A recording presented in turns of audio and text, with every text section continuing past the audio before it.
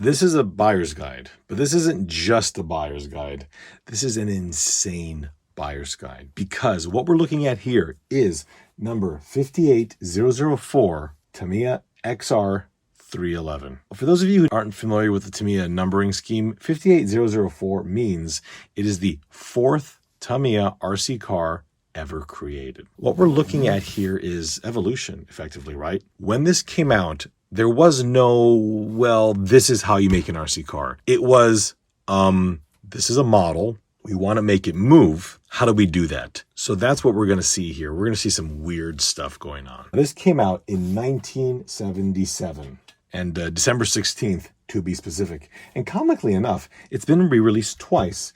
In September 27th, 2000 and January 1st, 2012. This is a re-release. I don't know which one of those is the re-release, but it is not an original. For being something so early in the Tamiya product line, they're not that desirable. You can snag one of these for, I think, a reasonable amount of money.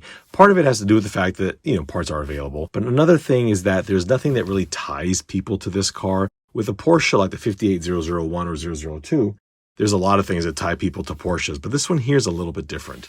It is a conceptual military vehicle that really didn't go anywhere. So although it's a really, really cool thing, few of them exist in real life, and fewer videos or photographs or documentation really exists at all for these things. So they're kind of peculiar in that respect. Speaking of peculiar, these tires are bespoke to this kit, potentially the Cheetah as well, but I'm trying to focus on this one here right now. The body is incredible. Now, I don't know if Tamiya made a model first and then decided to slap the body on this thing here. The body they're calling high impact styrol.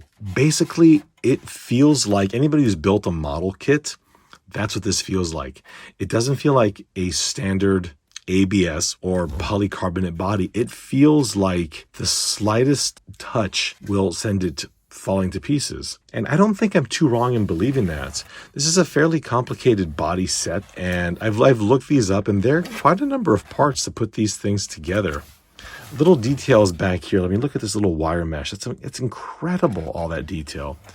This is not the box art paint job. The box art is incredibly boring. This is fantastic. A friend of mine, Show Dog, owned this vehicle. The vehicle has been sold to another friend of mine, so it's going to go to a great home. But I didn't want to take advantage of having my hands on this vehicle because it's just remarkable. I do want to pull the body off, but before I do that, let's just bask in the details this vehicle has. The headlights, although separate lenses, there's no way to illuminate these very easily at all. That's where a winch would have been. There's a little separate little hook right there for the winch, the little eyelets right there for towing, all little handles along the back, the little railing.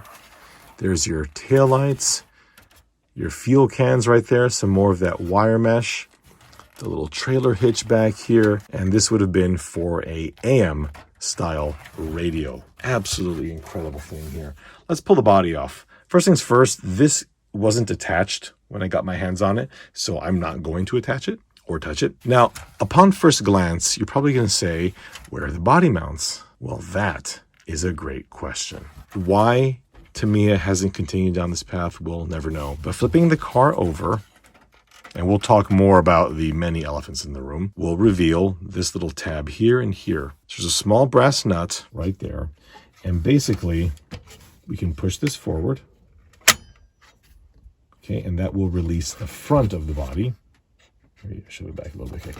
So the front of the body will be released, so you can pull this up here like that. Now the rear is terrifying, absolutely terrifying. I'll show you a bit more in a moment, but basically you've got to pull this up to here, right about, a little bit higher, right about there, and do a little wiggling, and it pops it right off. What's happening is there's a couple of brass screws that slot in here, right there, on this separate piece of plastic. Actually, this, I believe, is the main body piece right here.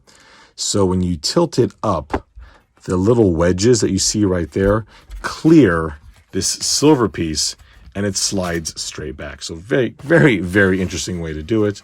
But we're talking about the fourth model ever made. The chassis, I really like. Comparing this to some of the earlier on-road Tamiya chassis, this is bloody advanced. We have a I don't even know what the heck to call this thing even. Basically, you have this main aluminum structure here that provides the rigidity. So effectively, there's very, very little bend in the chassis when you're trying to do this to it. Front and rear double wishbone suspension, quite nice. I mean, look at that. So no camber gain here. When you press the suspension, they're quite beautiful. The rear is the same. We have dog bones at the rear, which is, again, incredible. What I do not know is if the original had hex drives. These did have selectable gear ratios here at the rear.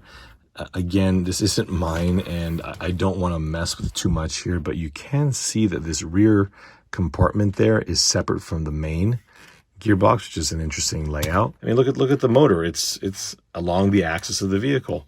Things that we just wouldn't see. But at the time, this wasn't weird. It was just, well, we don't know what path to go down, so let's just wing it. The servo, I would have imagined, probably hung out in here.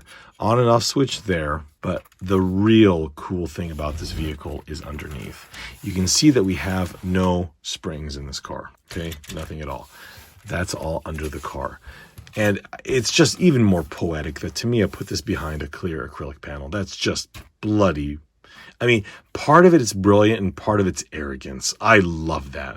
I love that the engineer went, you know what? This is amazing. I want you to look at it. And that's what this is telling me. So what's happening here? This bar, okay, this is actually a piece of sheet, probably steel, or it's probably stainless steel, don't think of it. Sheet steel here. And it is thin. You can see it there. It is wedged into the lower control arm over here so that when you push up the suspension, the bar, you see the reflection changing, the bar twists. This is not bespoke to RC cars. This is a trait that real cars actually have, quite famously used on a number of Mopars in the 1960s and 70s. And heck, my 1980 Toyota two-wheel drive truck has the exact same suspension. But if that's the suspension, what the heck is that? Well, I will assume I know what that is. This here is the adjustment spring, okay? So what happens is if you want to loosen or tighten the tension on the suspension, so for example, if you've got greater terrain and you want the car to sit a little bit higher, this is what you would do. Or if you would be driving on-road, you want a little bit lower, you could loosen it so it sits, a bit lower. I think what we're looking at here, we have a splined body right there and a splined cup here. You would push this forward here, most likely having to disassemble something and then adjust the tension on the spring. So right now there's preload, but you could reduce or increase that preload. When you release this piece back into this cup here, the splines prevent it from rotating, but the spring is what's providing the tension to keep it from backing out. And it's just a thing of beauty. It really is. Now, this also means that this vehicle has no dampening. These are just springs. That's it. We have no shock absorbers. Again, 1977. Let's go ahead and put the body back on. Now, unfortunately, I'm not going to be running this, as you can tell, but I can show you how someone would put the body back on. Probably at a bit of a lower angle here. Let it drop. No, just let it. Okay, it's in place back there.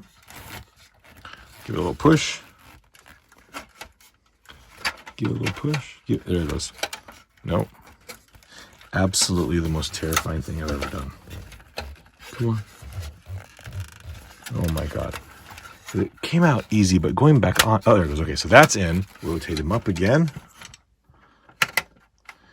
There.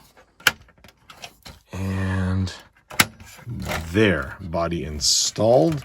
Flip you back over. And I think this goes here. Okay, so our wheelbase for this is 256 millimeters. The real one is 3,070. 3,070 millimeters divided by 256. And remember, this is a 12th scale vehicle. And enter. Oh my God. Holy crap. Do we have a winner? This is effectively 1/12. Whoa. Oh, man. That's outstanding. A little bit of context. These two are both 1/12 scale. This is like 11.7, but still, we're looking at two vehicles that are almost dead the exact same scale. And that's quite interesting to me. I had no idea how big that was. I thought it was a hell of a lot smaller, but I guess the 3 abreast seating configuration, which is mimicked in the Hummer, should have been a little warning sign there. So very, very interesting. The question is, do you want one? Well, I think one thing says it all with this vehicle. When I was looking up information on this vehicle, I'm on Tamiya Club here, and I think, okay, XR311 combat support vehicle, glancing, and I kind of stopped. I got to the bottom. I was looking around here. Oh, okay, that's how the steering servo goes. This is the re-release manual. But what the hell is this? Perhaps others could tell me if this is something that you've seen on other Tamiya cars, but 1/12 scale model car. That's what it says first.